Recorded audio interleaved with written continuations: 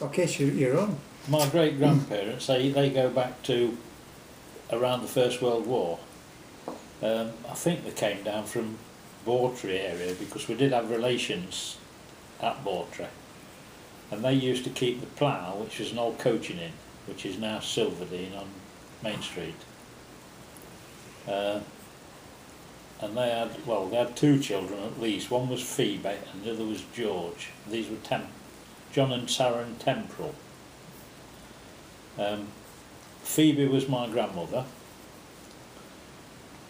and at the start of the First World War she married Sam Thurman.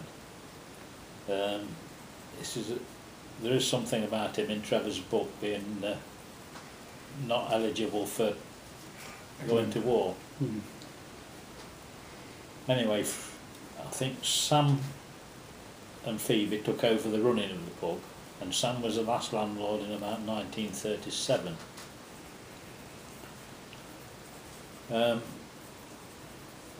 And Sam and Phoebe had three children: Sid, Rose, who was my mother, and Basil.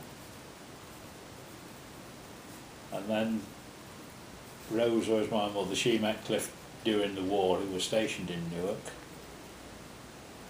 And they had two children, which is me and Michael. And we all lived happily together in the plough. Well, it wasn't the plough then, it didn't have a name then, it was just, you went by, if you got a letter it just said to so and so Main Street, North Muscombe, and that was it.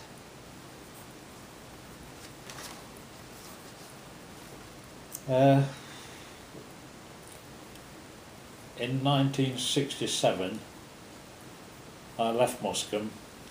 I went to live in Newark when I got married to Sandra, and shortly after we moved to South Muscombe, and then we moved back to North Muscombe in 1990. And that's about it really. That's sort of my background.